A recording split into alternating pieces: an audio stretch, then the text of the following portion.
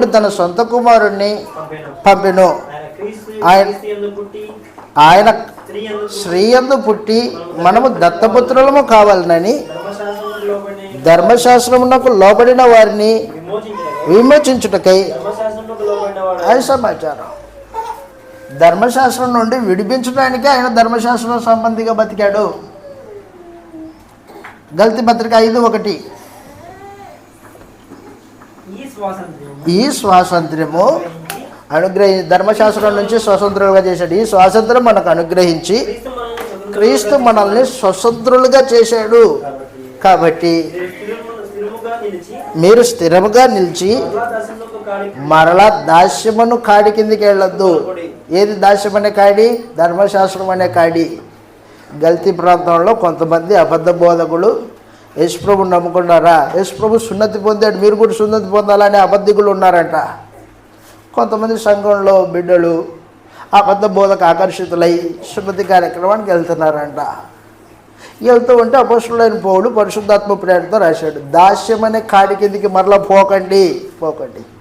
సున్నతి వలన ఎవడికి ప్రయోజనం లేదు, ధర్మశాస్త్రం వలన ఎవడికి ప్రయోజనం లేదు. ధర్మశాస్త్రం వలన ఎవడు నీతిమంతుడిగా తీర్చబడలేడు. ధర్మశాస్త్రం పాపం అంటే ఏంటో చెప్తాదే కానీ పాపం నుండి విమోచించలేదు, దానికి శక్తి లేదు.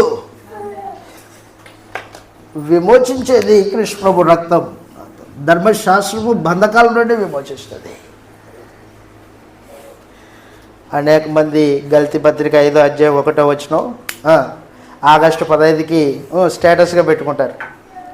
ఆగస్టు 15కి స్వాతంత్రం వచ్చింది. ఎందుకు స్వాతంత్రం అనే మాట బైబిల్లో ఉంది? ఆ స్వాతంత్రం అనే మాట ఎందుకు రాయబడింది అక్కడ?